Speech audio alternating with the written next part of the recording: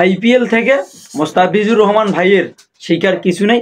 অর্থাৎ আইপিএলের যত বোলিং আছে, যত প্লেয়ার আছে, যত কোচ আছে, সবাই মোস্তাফিজুর রহমানের ভাইয়ের কাছ থেকে শিখবে। এই কথাটা বলেছেন আমাদের বাংলাদেশ ক্রিকেট বোর্ডের চেয়ারম্যান অর্থাৎ পরিচালক জালাল ইউনুস খান।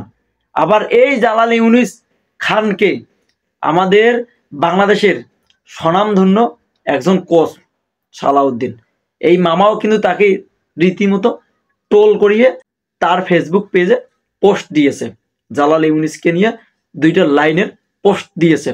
বাবু রে বাবু, আমি বুঝতেছি না মোস্তাফিজুর রহমান ভাই নাকি আইপিএল থেকে আর কিছু শিখেন নাই। অর্থাৎ আইপিএলে যত প্লেয়ার আছে ব্যাকটি মোস্তাফিজের কাছ থেকে শিখবে। আমরা যদি মোস্তাফিজুর রহমানের বিগত 1 বছরের পারফর্ম দেখি, তার কোনো পারফর্ম নাই। মায়ের মার বিডিংটা মারই প্যাকেট বানিয়ে দেয়। অর্থাৎ ওই জায়গা থেকে চেন্নাই সুপার কিংসের হয়ে যে মোস্তাফিজ আইপিএল মাতাচ্ছে এখন পর্যন্ত, সেখানে MS ধোনির কারণে দুর্দান্ত বোলিং করতেছে। MS ধোনির পরিকল্পনায় সে দুর্দান্ত ভাবে বোল করতেছে, খেলতেছে, ফিল্ডিং দিচ্ছে। পাতি রানার বলে দুর্দান্ত একটা ক্যাচ ধরছে মোস্তাফিজ ভাই, সেই ফিল্ডিংটাও কিন্তু ধোনির কাছ থেকে শিখছে। এবং মোস্তাফিজুর ভাই কিন্তু দুর্দান্তভাবে মুভ অন করছে এবং লাস্ট ম্যাচে দেখেন মোস্তাফিজুর ভাই 51 রান দিয়েছে, 1টা উইকেট নিছে। কিন্তু এই জায়গায় আক্ষরিকভাবে বলা যায় নিঃসন্দেহে মোস্তাফিজুর ভাই যদি আইপিএল খেলে বা আরও যদি 4টে 5টা বা পুরো টুর্নামেন্ট খেলে, তাহলে কিন্তু মোস্তাফিজুর রহমান ভাই কিন্তু মোস্ট অফ দ্য উইকেট হবে। পুরো টুর্নামেন্ট জুড়ে কিন্তু সর্বোচ্চ উইকেট শিকার হবে, এটা আমরা বাংলাদেশি ক্রিকেট প্রেমীরা কিন্তু প্রত্যাশা করি। কিন্তু না, আমাদের দেশের ক্রিকেট বোর্ডের পরিচালকের যদি এমন ব্যবহার হয়, তারা যদি একটুতে যদি নিরস হয়ে যায়, তাহলে কেমনে ক্রিকেট বোর্ডটা কেমনে রাখাবে? আপনারা পুরো কান্ট্রিতে দেখেন আমরা ক্রিকেটের দিক থেকে আমরা কিন্তু তলানিতে পড়ে আছি। আমরা যে তলানি থেকে যে একে যাব, আমাদের কোনো পরিকল্পনা নাই। আমাদের ক্রিকেট বোর্ডে কোনো পরিকল্পনা নাই। দিন শেষে যারা ভালো খেলতেছে, যারা ভালো বোলিং করতেছে, তাদেরকে ক্রিকেট থেকে অব্যাহতি দেওয়া হচ্ছে, কৌশলে তাদেরকে ক্রিকেট থেকে বসানো হচ্ছে। এবং একটা গুঞ্জন শোনা যাচ্ছে, আমাদের ক্যাপ্টেন 3 ফর্মের ক্যাপ্টেন নাজমুল হোসেন শান্ত উরুবে শান্তি রহমান, এই মামা নাকি তামিমের সাথে বৈঠকে বসছে, তামিমকে নাকি আবার T20-তে রাখবে, সেই রিকোয়েস্ট নাকি করতেছে।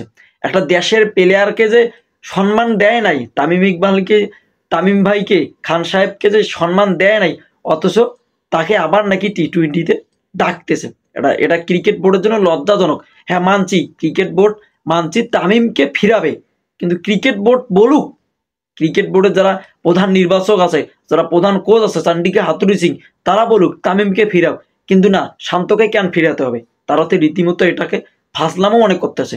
আমরা চাই বাংলাদেশ ক্রিকেট প্রেমীরা অন্তত বাংলাদেশ একখানা শান্তিতে খেলা খেলাক, কিন্তু না, বাংলাদেশে চলে শুধু দুর্নীতি আর দুর্নীতি। অন্যান্য দেশের আমরা যদি পাকিস্তানের দিকে তাকাই, তারা T20 ওয়ার্ল্ড কাপের জন্য পাকিস্তানের ব্যাক প্লেয়ারদের সেনাবাহিনীর ট্রেনিং করা হইল, ট্রেনিং শেষে তাদেরকে আবার মাঠে প্র্যাকটিস করাচ্ছে। কিন্তু না, আমাদের এই জায়গায় আমাদের কোনো প্লেয়ার সেনাবাহিনীর কোনো ট্রেনিং দেওয়া হয় নাই, বরঞ্চ অথচ 2-1 দিন পর স্কট ঘোষণা করবে।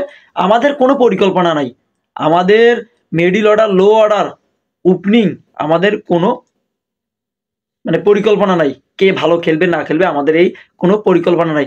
অর্থাৎ জালাল ইউনুস যেটা বলছে, তার ধারাবাহিকতায় বোঝা যাচ্ছে ওই যে মোস্তাফিজুর রহমান ভাইয়ের খাটুনি হচ্ছে প্রচুর। দেখা যায় গুজরাটে খেলা হচ্ছে, গুজরাট থেকে চেন্নাই যাবে, সেখানে দেখা যায় তাদের ফ্লাইটগুলো ম্যাক্সিমাম কিন্তু রাত 1টা বা 2টার সময় পড়ে। অর্থাৎ ঘুম পাড়ানোর পর তাদেরকে আবার রাতে অন্য জায়গা থেকে আরেক জায়গায় নিয়ে যাওয়া হয়। তারা এটাই মনে করতেছে, এটাই সমস্যা। অর্থাৎ দেখেন, বেন স্টক, মিচেল স্টক, তারপর প্যাট কামিংস, বিরাট কোহলি, রোহিত শর্মা, ব্যাক প্লেয়ারদের সেম এক অবস্থা, একই কাহিনী। 12টা বা 1টার সময় তাদেরকে ফ্লাইটে করে নিয়ে যাওয়া হয়। তারা এটাই খাটুনি মনে করতেছে। তারা যদি যাইতে পারে, তাহলে আমরা কেন যাইতে পারবো না? তাদের তুলনায় তো আমরা কিছুই নয়।